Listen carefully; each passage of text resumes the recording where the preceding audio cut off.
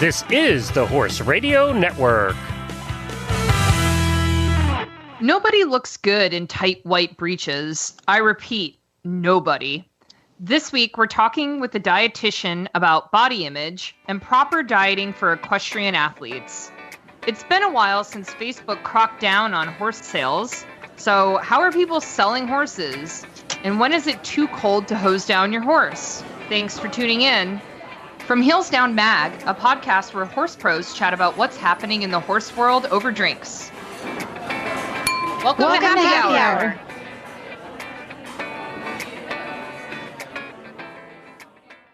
I'm Justine Griffin. I'm Jessica Payne. And I'm Ellie Woznicka. Welcome to episode 59 of Heels Down Happy Hour. Hi, guys. Hey. What's going on? Not much. Been a crazy couple weeks. Yeah, so the last time I talked to you, Jess, you were literally just getting home from Fairhill and turning around in like 5 hours to go to Tryon, right? Yeah, Something crazy. yeah. We got delayed because the weather at Fairhill got gross, so we couldn't get home. So then we didn't get home till Monday, and then Quincy is in the FEI, so he had to be here at Tuesday. So like Courtney was home less than we were. Like I think she was home for like 12 hours, it felt like. So it was nuts. Yeah, your schedule is totally crazy. Yeah, it kind of gets that way. I admire you. I'm very much a homebody. We've gotten so used to it. We're like, okay, get going and go. So this episode is brought to you by Equal Gold, which if you've listened to the show at all, you know we are huge fans of Equal Gold. And if you have a horse with a sensitive back, you really should try Equal Gold's CalmTack saddle pads. They're made for more sensitive horses in mind. Each CalmTack saddle pad is made with medical fleece, which reduces friction and pressure points at specific points of contact. So it improves air circulation. It's really good about wicking away moisture from the skin to alleviate any discomfort and prevent any irritation. I love the CalmTack pads because I have a sensitive thoroughbred, and they're just really wonderful for my horse. I can feel the difference, and Equal Gold makes them an English and Western pad. So if you're interested, you can get a CalmTack pad by going to equalgold.ca. So guys, for a drink this week, since it's still technically October, I figured, October means Oktoberfest. So I wanted to know what your favorite beers are this time of year. Ellie, you want to go first? I'm a total sissy. So I'm not a big beer fan, at all. But there's this really cool place in upstate New York that does hard ciders, and they're really big this time of year as well. It's called Awestruck is the name of the brewery, and they have this dry apple oak, which is so good. It's it almost has like a really good bourbon, how it just tastes kind of, I don't know, woody. Yeah. If that makes any sense. Huh. Yeah. So this is it's so good and it's so light and it's refreshing, which I really can't say enough about Awestruck. They have a hibiscus ginger hard cider too, which is also equally delicious.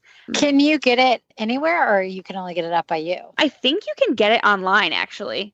I think on their website you can buy it and they'll ship it, because they're a pretty local brewery, but I can get it at local package stores, but sounds good. Yeah, I like a good cider.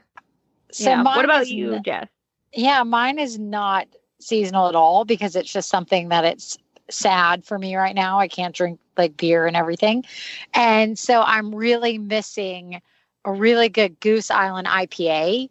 I got hooked on it, and I think it kind of started because Courtney had a horse named Goose. And so then she got obsessed with it, and I guess she probably bought it once, and then I tried it, and it's so good. And I guess I was reading about it just because I was going to give some information about it.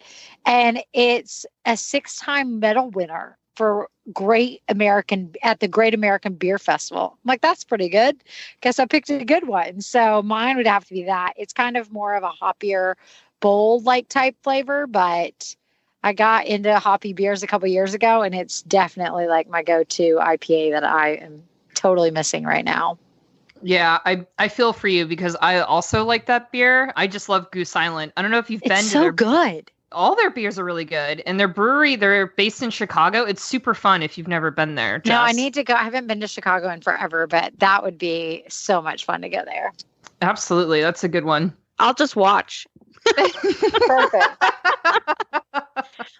Oh my goodness. Well, so the beer I picked is not technically like a German Oktoberfest beer, but it is a seasonal beer, and it kind of falls in line with my, just my basicness of how I love everything pumpkin. But Shipyard makes a pumpkin head beer, and it's only available this time of year, and I get just as excited about this as I am for pumpkin spice lattes this year.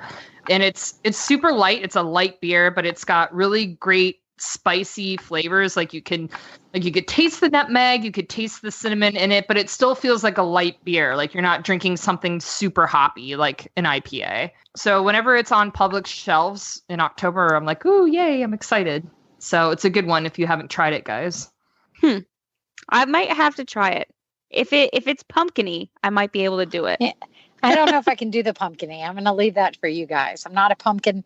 I'm like, it's not American of me, but I don't do the pumpkin spice or any of that. I love pumpkin bread and everything, but I can't do the pumpkin spice lattes or any of that. So I'm going to leave. What those about drinks for pumpkin you guys. pie? I can do pumpkin pie. I really like pumpkin pie and like Okay. pumpkin bread and stuff like that. So that's okay. But it's when it's in a drink, I think I can't do it. Because if you didn't like pumpkin pie, I was gonna have to leave the show. Like, Yeah, that's it. no, I love me some good pumpkin quit. pie or pumpkin bread. Like really, yeah, no, I'm good for all that. So again, we just want to give a shout out to our Heels Down Greats, which are our wonderful fans who have supported this show. You guys have been like just super wonderful. I have so many dance videos to film. It's getting crazy. I'm like thinking of different like costume ideas and stuff because I just have so many videos to film. But we just want to reach out to a few of you, or reach out and just say thank you to a few of you guys. So Sarah Hepler, who's in our Facebook group, she's a fellow OTTB lover. She's a para rider. I just saw she was at the Thoroughbred Makeover this year. Thank you so much, Sarah. Alyssa Myatt, thank you so much. And Brittany Brown, I know both of you guys sent me dance videos, and if I haven't posted them yet, they're coming soon. And Jess, I think you've reached out to Jennifer Wollenberg, right? Yes. I gave her a huge shout out. So thank you very much. And Maureen Meyer, thank you. So, and it's not too late to donate. If you love the Heels on Happy Hour podcast, you can donate to us through PayPal. We've got some perks if you decide to do that. And we also have a Patreon. So check out our show notes where we'll have links to where you can get more information on how to do that. So, guys, I have a cool story. Well, not really cool, but a fun little story for you guys this week. So this is kind of close to home for me because when I was growing up, I used to do the Bedford Pace, which was like a pace, but through like the backyards of a lot of like rich people in Bedford. And one of those people was Martha Stewart. And I actually got in trouble one time for riding, like going off the trail and riding in her like backyard. So that was kind of fun. So I know Martha Stewart's security because they yelled at me. But anyway, so she recently auctioned off a horse riding expedition plus like a breakfast in her estate in Bedford. And I guess that she got a little annoyed when the bidding passed like 20 grand and started to slow. So she was like, you know what? I'll throw in caviar. And so all these people who were like, all right. And so she ended up selling the a little vacay, I guess, for $30,000, which is an expensive horse ride, but well worth it. So, wow. What about you, Jess? So mine is a little bit, so we just talked about earlier how I was at Fair Hill and everything, and now we're at Tryon, but Fair Hill was kind of a weird weekend for everybody. One, it's sad. It's the last weekend for Fair Hill to be a CCI 4-star long. So they've always run it at the same place, like for the fall, and you have these great like spectator tents and everything else. But now next year, we're really excited to see what it's going to do because it is going to hold a new 5-star long. It's the host place that's going to have a 5-star long, and they're getting rid of the 4-star long, and they're going to do a 3-star. They're going to keep their 3-star long. So it'll be a 3 and a 5-star long. So, and they've built it back where the steeplechase track is. So it's going to go inside. Arenas are inside of the track, and then the cross country will go down and around, and they'll use the permanent barns, I think, is what it looks like from where they have the spring events. And so, because we've always been in temporary stalls and everything for the fall 3-day. So I'm looking forward to the new venue, and it's going to be pretty cool because they're going to try to do it for other FEI events and bring in different disciplines to hold it there. So, because the rings are going to be huge. So there's a lot's kind of happening at Fair Hills. So that was really exciting and kind of bittersweet and sad that you won't really be on that side of what has been Fair Hill for so many years, that everybody has all these memories. So that's kind of the one thing. But I did want to touch, I don't know if many people had seen with social media, there has been that 15-point rule that a couple months ago had a clarification that was supposed to kind of help it out, and it kind of backfired again. So 4 of the riders in the 4-star long got 15 penalty points because the officials said that they didn't jump through the flags correctly, that either the shoulder or the haunches didn't jump it. And it's supposed to be, if the horse didn't try to jump it, then you're supposed to get penalized. But the camera angle was kind of off. So it's been a big discrepancy, and Doug was one of those riders, and it affects the placings and everything. And it's not that you want to take away from everybody that did well and placed well and everything else. It's nothing about that, but it's the consistency. Like, there were several riders that didn't jump through the flags and didn't get penalized, but they called out a lot of these top riders and they ended up getting penalized. So there's now a lot of talk about what the FEI can do to make this kind of clarification happen, but there's no real answer. And right now it's not a good one, because the last thing that we want us to do with FEI is to go into Tokyo with this kind of understanding of a rule that doesn't really work. Like, no one's enforcing it correctly. And so it's, people could be in an uproar about it in Tokyo, because they were in uproar this weekend. So there was a lot of controversy on it. Yikes. That is kind of crazy. Yeah. And it's just sad because the inconsistency, like, it's not like they reviewed every horse and rider at that jump and then gave it to them. They just supposedly got told that 4 of the top riders didn't jump it correctly. So, and how do they enforce that? They have someone like with a camera on that jump that's what they use to review? So every skinny jump is, I think there were 18 cameras out on course. It's supposed to be directly in front of the jump. So like, it was a corner in question. This one is supposed to be exactly where you're jumping it. The camera guy is supposed to be like dead center. Well, Doug had his helmet camera on, and the camera guy was about 15 to 20 degrees to the left, which skewed kind of, and it was a right pointed corner. So when they looked at the footage, it wasn't really, it was obscure for where it wasn't a direct on. Does that make sense? Like, it wasn't straight on. So you're seeing it from a weird angle. So if you're going to take that as into consideration, my problem with it is you need to look at everybody then and make sure that they jumped it to your standards on that jump. And they only looked at 4 riders out of like 60. So, Jess, what I don't understand is why they go through all this hassle to have cameras, because can't they just obviously see if, the horse knocks the jump down or is not successful of getting over it? So no, because they want to do a replay, kind of like in sports where you can go and do a replay afterwards. So obviously, like, the flags are there. If you don't touch the flag, then you're through it. But a lot of them jump the flag, and a lot of times you hit it with your foot or whatever else, or the tail or, whatnot. So then they go review it. Did your horse actually try to jump the jump? Did it try to jump the whole, like, in the parameters of the flags, did it jump the jump? And so they're saying now, so the 20 is if you didn't jump it and you didn't jump it and you circle, then you get 20 penalty points. And the older form was if the 15 wasn't there and they deemed that you didn't get inside the flags, you got eliminated. So they tried to do this as like kind of a better situation, saying, okay, it's not fair. Because in the moment, you don't know. Like, I mean, Doug has proof that he jumped it correctly. Like, there's video evidence, there's picture evidence. Will Coleman's the same way, and they still gave him 15. So imagine elimination's like way worse. So the 15 is better than that, but it's still not the right answer, I think. But I mean, what is the right answer? I don't know, because there's now talk about all kinds of different things. So are they open to considering, a tweak to the rule? Because enough riders have voiced concern about it. I don't know. That's what's going through the FEI. Like, we're actually having, like, not us, but there's different organizations like going through and trying to notify, basically saying, like, because I mean, nobody's happy with this. Like, not just one rider, like not just this country, like this has gone in Europe and everything else. And, people have proposed, why not, if you knock the flag over, you get 4 penalty points or whatever else and time added.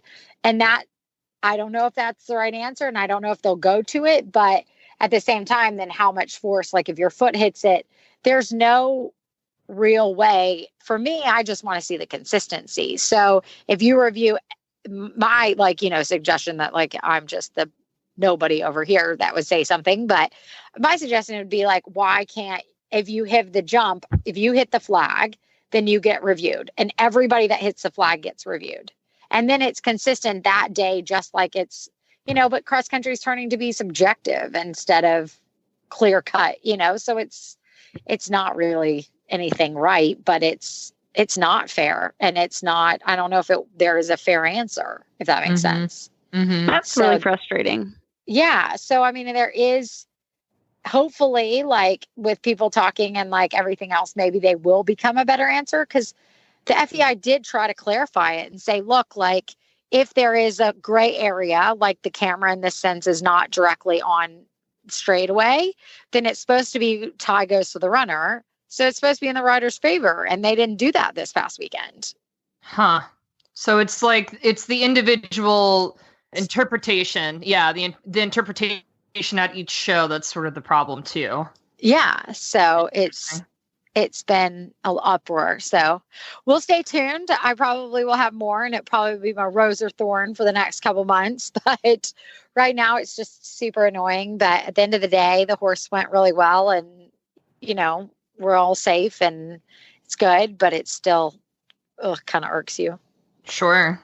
So, Justine, what do you have for us?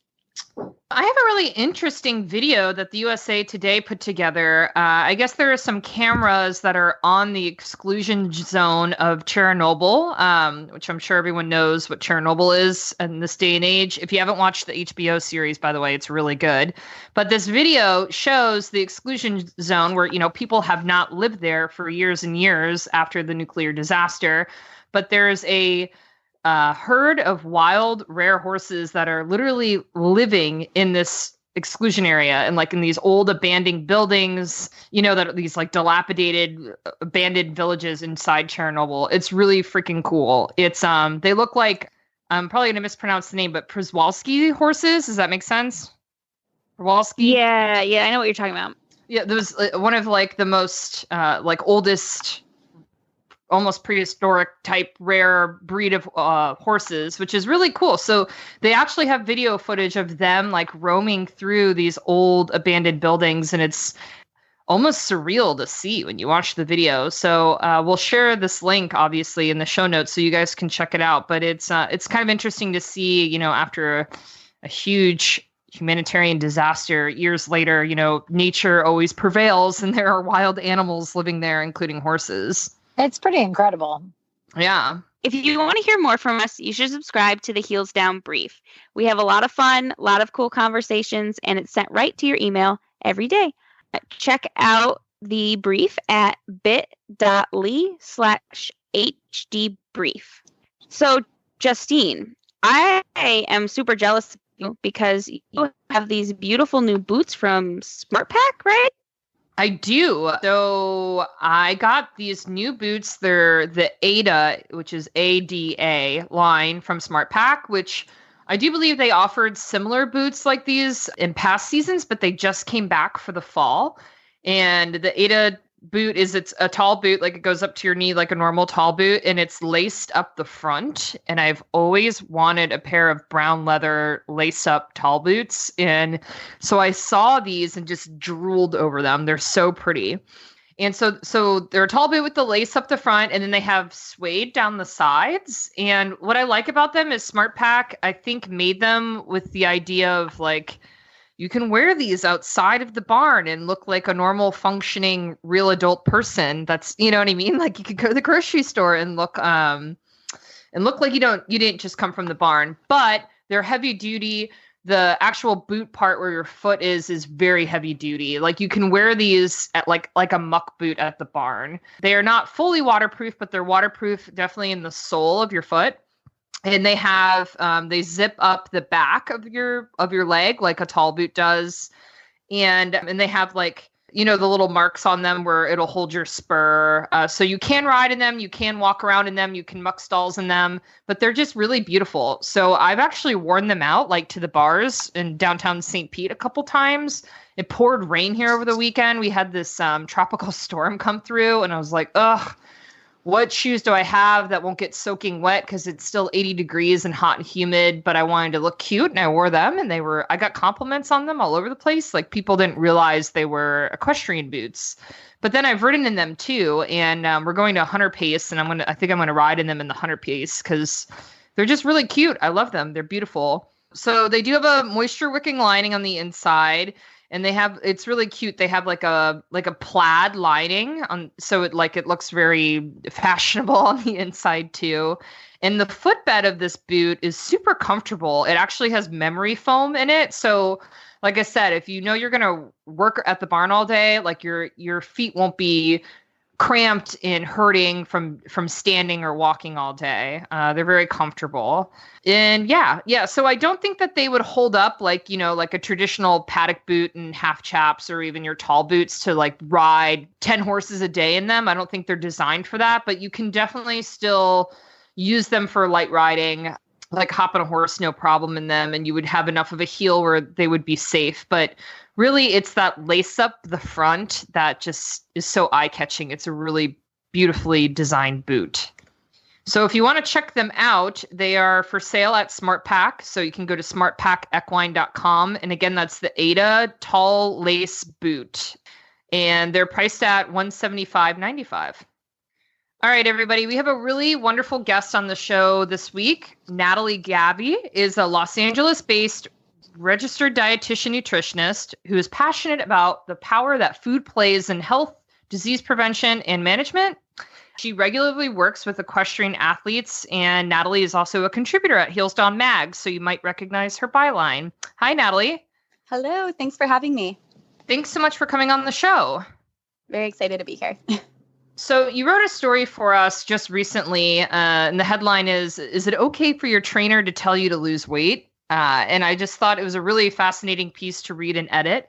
And I figured we could start our discussion there. As a nutritionist, is this something you see a lot among equestrians, this sort of like lose weight mantra? And why do you think that's part of our culture?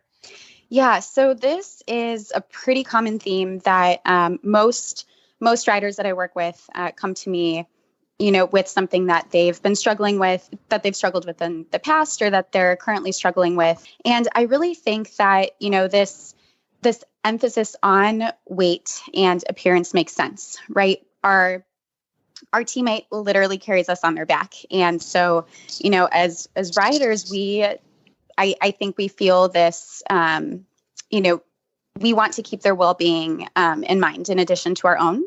And I think sometimes we tend to focus a little bit more on the horse, less on ourselves. And that, you know, kind of contributes to this emphasis on weight. I think that the fact that we always have to take another living, breathing thing's well-being into account is also something that makes this topic so controversial and also equally as complicated among riders.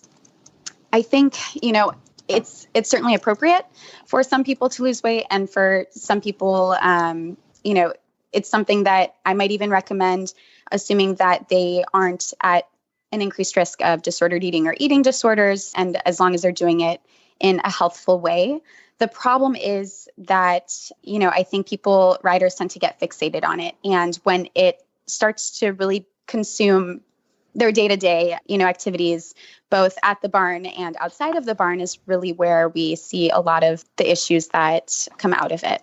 Yeah, totally. I think you hit the nail on the head on all of that.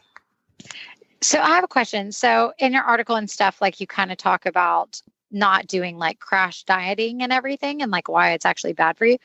Can you tell us a little bit, like, tell our listeners, like, why you think that the crash dieting? I mean, I know people will go and like, do different types of dieting and all this. Can you just kind of do a little bit more on the crash diet too for us? Sure, absolutely. So I think nutrition is, it's a field that's very near and dear to my heart. I love it. I can talk all day about it, but unfortunately, so can a lot of other people. It's a field that's not regulated. And so I think that's where you see a lot of the crash dieting, and is a lot of the different types of diets that are coming out.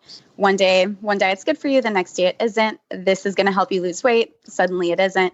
And what ends up happening is, with crash dieting, it's really never really sustainable. I've never met a single person who was able to go on a really restrictive diet and stick to it. And because of that, it can, it depends on the diet and the form of the diet. A lot of these diets, they're either restricting calories or they're eliminating an entire food group. And what that does, especially with the caloric restriction, is that it can negatively affect metabolism, so that even though you might see this initial, weight loss, you're actually seeing weight gain a lot quicker, and it might come back more than what was lost before. Because of a lot of these diets do eliminate entire food groups, and sometimes food in general. Sometimes they're, liquid diets. You might see, if somebody does it long enough, they could see it affecting their overall nutritional status. And that could even result in nutritional deficiencies, which can weaken your immune system.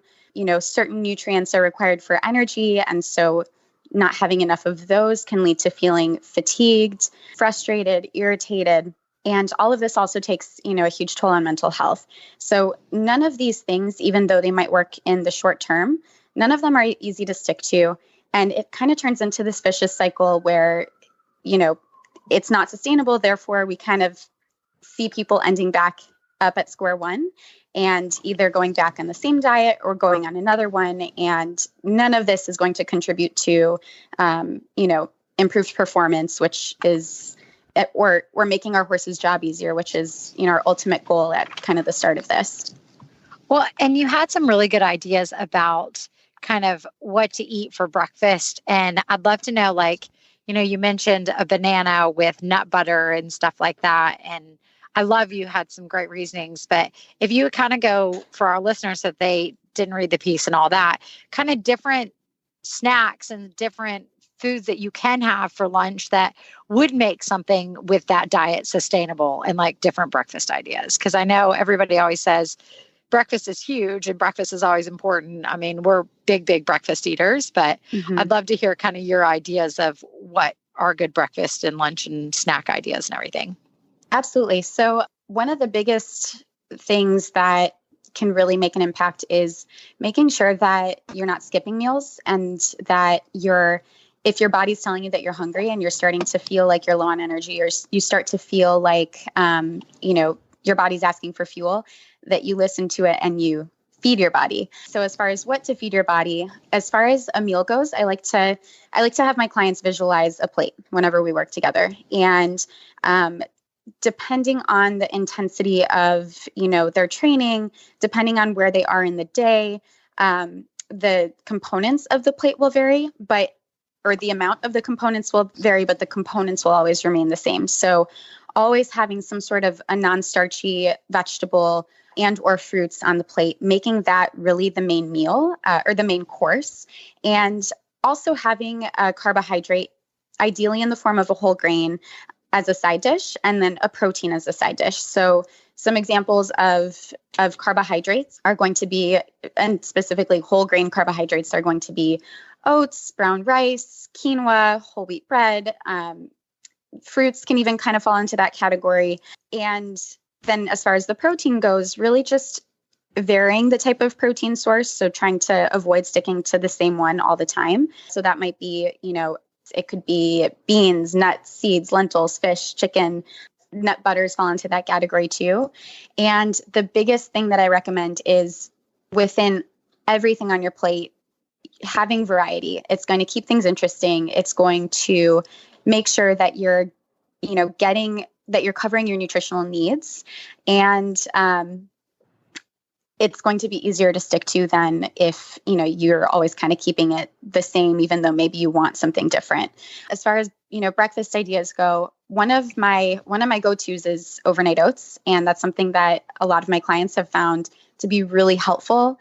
You can make it the night before and just pop it in the fridge, and you can just take it with you in the car. If you have a long commute, take it to the office, but it's not something you have to do anything with first thing in the morning. Just grab it out of the fridge and go. And the second big breakfast idea that I always get a lot of good feedback with is smoothies. And again, always visualizing every component on the plate, whether it's a smoothie or a sandwich or, soup, just making sure that it contains fruits and or vegetables, grains, and a protein will be, keep you full and keep you going throughout the day. I love that. I need to get back on my oats. Somebody had a great idea, and it kind of sounded gross, but without doing dairy milk and everything else, somebody told me to do goat milk for the overnight oats. Oh. And I did it.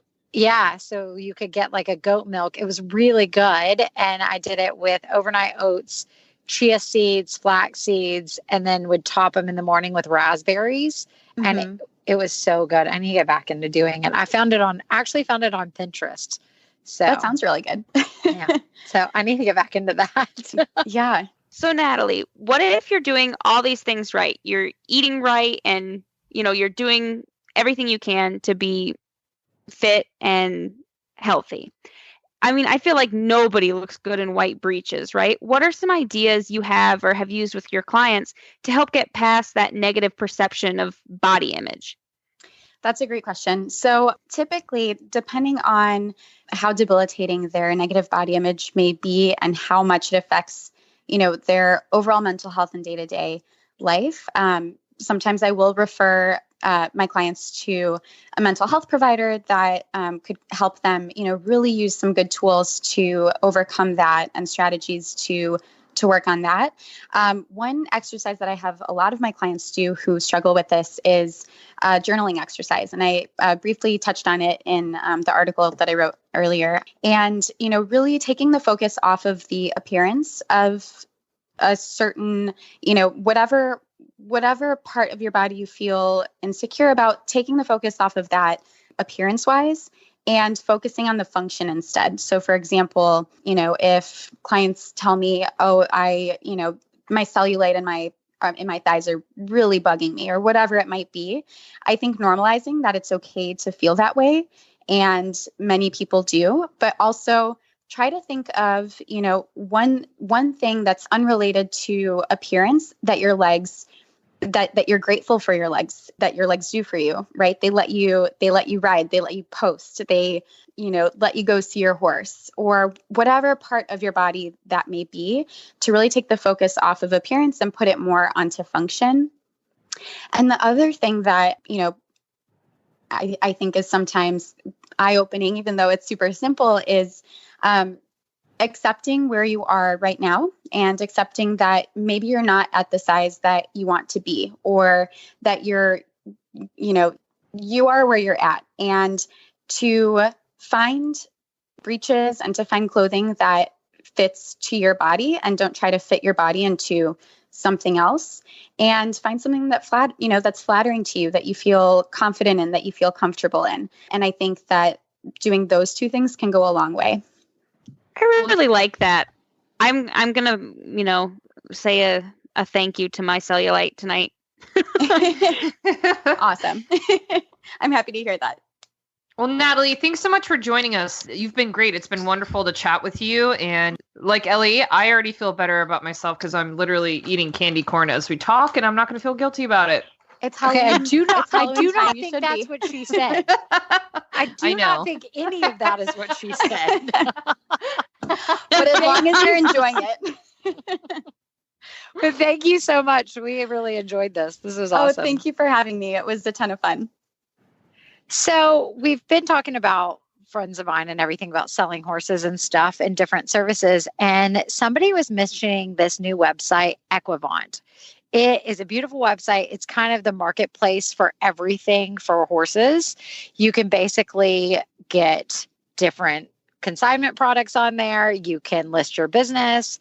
You can list your horse for sale. You can have different coaching packages. It's kind of like a one-stop shop for everything kind of needs. So you guys should go check out Equivant, and it's www.equivont.com. It's a beautiful website, and it's a really cool kind of marketplace for everything equestrian. And speaking of Equivant, I kind of wanted to talk to you guys about this whole sort of selling horses and everything. And now that Facebook's kind of cracked down, we've noticed a couple ads kind of get pulled, and then it just says the content's not available anymore. They don't really warn you that they're pulling this stuff down. And so, like, I've shared some things, then all of a sudden it's gone. So what do you guys kind of do? Is there a website like Equivant you've used? I mean, what do you do to kind of sell horses, or what do your friends do? I mean, I'm not in the market of selling horses, but I see all my friends on Facebook, right? And remember, okay, so Facebook announced that they were going to crack down on this forever ago, but then there was like an update just several months ago where they were like, all right, we're actually going to really start enforcing this. And I saw, people started to freak out, and they were worried that their Facebook groups were going to be shut down, which I do think that happened, right? Several Facebook groups did get shut down that were reserved just for sales. And so I don't know.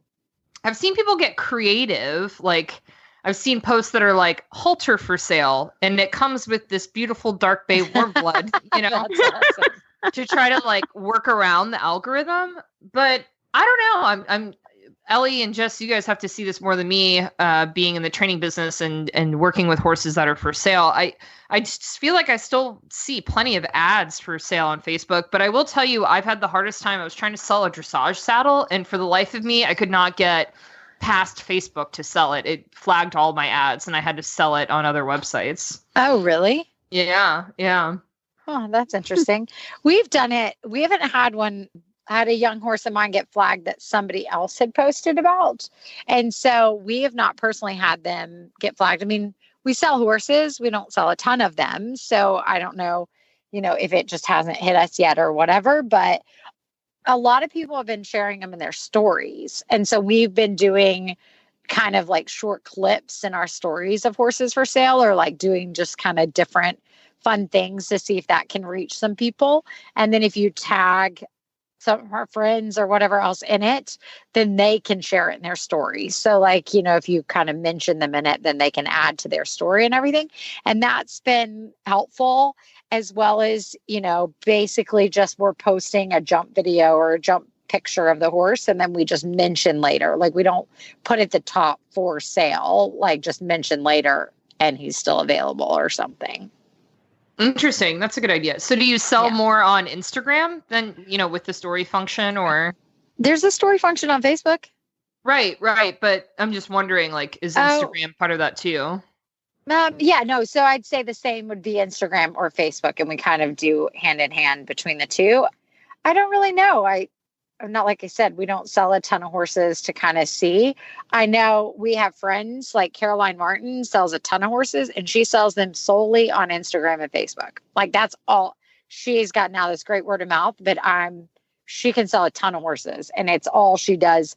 The stories she posts about them, puts little clips of them, and she's sharing it with friends, and like, it's all through word of mouth. So it's been impressive. Wow. What about you, Ellie? I try really hard to avoid seeing horses for sale on the internet, because I have an issue where I seem to acquire animals. Is this like your cats? Yes.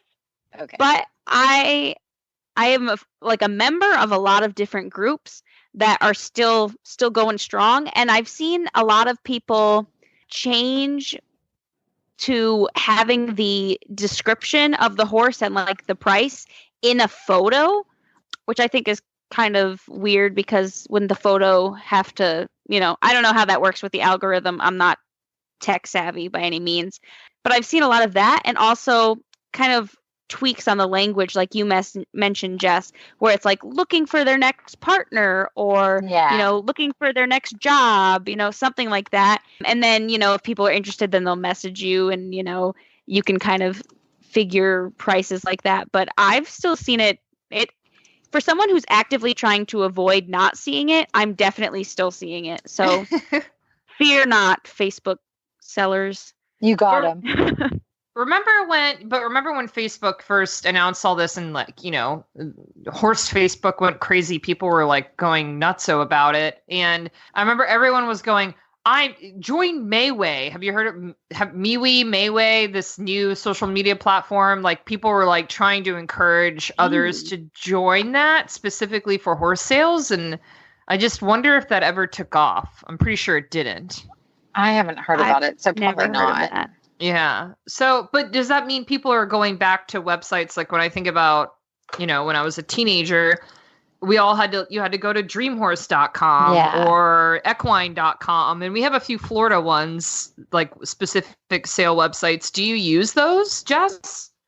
We use Big Eck and Fort Horse Nation, depending if it's like a jumper or an event horse. But yeah, I mean, I think we rely more on social media, and it's just more of kind of the outlet we've been using. And thankfully, we haven't gotten too terribly killed, I think, with the algorithm. But who knows? At the same time, we haven't sold some of them. So maybe we are. Maybe we need to go back. So we're maybe not the ones to ask.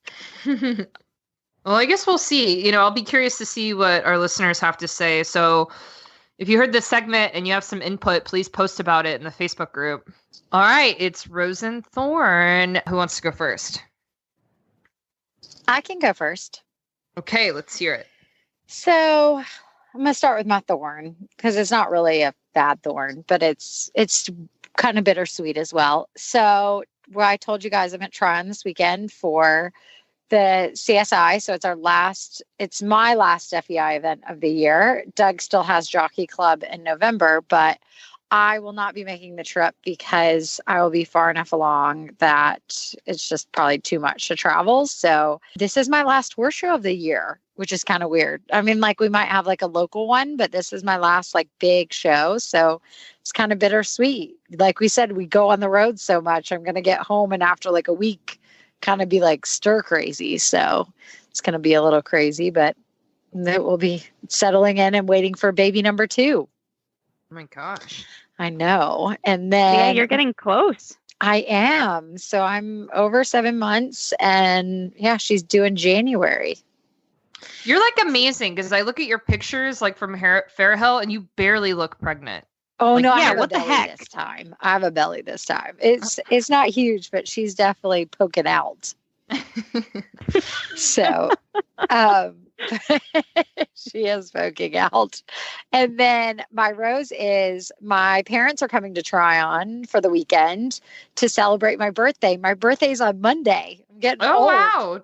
Oh, happy early birthday. Yeah. Happy birthday. So I get to celebrate it with them and everybody here. And then Doug and Hudson and I are going to take a short little vacay from the horses for like 2 days. So that would be fun.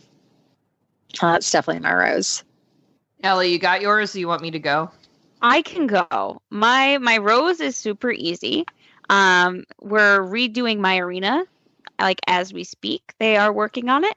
So I'm super excited. It's going to get regraded and I'm getting this really cool footing in and it's like dust free and I never have to water it. And it's going to be so cool and so exciting and it's going to make riding so much more fun. So I'm really excited. This is like a project I've kind of been saving up for a while because my indoor just has been really like just not great for anything other than like light hacks. So I'm excited to really, get to do some real work with my horses. And my thorn, it's not really a thorn, but it's just something that really grinded my gears this week. My boyfriend, Matt, had a couple of his friends over this past weekend, and we were all just talking, having a good time, and one of his friends pulls out like one of those like vape things and like vaped in my house, like right in front of me. And I don't know, that just like really like ticked me off. Like, you don't light up a cigarette in somebody's house. Like, Yeah, rude. I don't know. That is Yeah. rude. Right? Yeah. Right? I kind of went a little embarrassingly crazy, I think, but I was pretty nasty. I'm like, that's just like, I'm like, oh, it makes me mad just thinking about it. So anyway, what about you, Justine? Oh my gosh. Well, so my rose is sort of like an incognito rose. I'm not exactly sure to explain it, so I'll just tell you why. But I got my flu shot today. Just so you guys know, you should get your flu shot because they're anticipating a very active flu season this year. But so I got my flu shot, and I'm not really a weenie with shots or anything, but they always tell me like, oh, which is your dominant arm? You should get your shot in that arm. So I'm right-handed, and they're like, you should get your shot in your right arm because you'll move it more because it's your dominant arm. And I was thinking about it while I'm like sitting in the pharmacy, and I'm like, no, put it in my left arm. And they're like, okay. And for me, I was scheming because I'm going to a horse show this weekend, and I been having this problem for like 6 months in my riding where I'm slowly getting better, but I'm constantly crooked to the left, and I really like to crank like my left hand and hold that rein. And I ride a sensitive thoroughbred, so his head is always slightly cocked to the left because I can't ever figure out how to like let go of that darn rein. And I want to like just lob my whole arm off so I can let my horse go straight. And I was like, and my arm already hurts from the stupid flu shot. And I'm like, this is good. This is why I got it in my left arm, because I want to be weak in my left arm for the horse You show. would use the flu shot as a Right? Yes, this is a flu shot riding instructor right here. Unbelievable. I seriously had this thought today sitting in the pharmacy where he's like about to stick my right arm, and I'm like, wait a minute, No. stop. Do my left arm. Oh, Oh I my can't. gosh. I can't. Because I know I'll be sore for like a week. So it's a science experiment. I'll let you know how it goes. Yeah, Like, let if us you know if straight- it works, because then I'll make sure to do it one of my. Oh my gosh, I can't. So that's my rose. Is I'm going to fix my left crank arm with the flu shot. That's We perfect. don't support injecting yourself in problem areas of your riding. Just want to throw that out there. For Hey, the but public. It was by a medical professional. Okay, it's not like I did it to myself. That is That's amazing. true. Oh my gosh. And then my thorn was so this horse show that I'm going to this weekend is my backup horse show, because I had hoped to go to a horse show last weekend, but my horse came up lame. Luckily he seems much better now. Like, it was like he knew, I don't know, I think he knew I wanted to go to that other horse show, so he was like, nah, I'm not going to feel it. But now he's back. He feels much better. But I'm like that worrywart horse owner where, I mean, he's 100% very clearly sound, but I'm like, I don't know. You know what I mean? Like, I need him to like tell me he's fine, and he's eating, he's fine, he's not lame. But it like lingers in the back of my mind, like, why was he lame? Well, is he 100% sound? And he is. My trainer's like, you're a crazy person, your horse is fine. But that's my thorn, because I can't get out of my head, and I go down the internet rabbit hole of like, well, maybe this is a sign of a much larger problem. You're WebMDing your horse. That's not a good sign. Yes, don't Just do saying. that. Don't. I know. There's something wrong with my brain. Maybe I just need another flu shot. I don't know. Just give one to your other leg that doesn't work. Flu shot in my chin, because sometimes I lead in with my chin when I ride. So maybe if I get a flu shot in my chin. It's going to fix all the problems. Flu shots. There Matt, you go. what is that? Matt will be like, what is that big bulge on your chin? I'm just growing a third one with the flu shot. That's all. Right. Oh my Notice I gosh. said third one. Okay. There's already two. So you can save on Knickers horse treats this month at Greenhawk. They're an awesome molasses flavor that your horse is sure to love. So whether you've just had an awesome ride or you just want to spoil your horse, you should treat them. Available at Greenhawk exclusively. You can shop for them at greenhawk.com.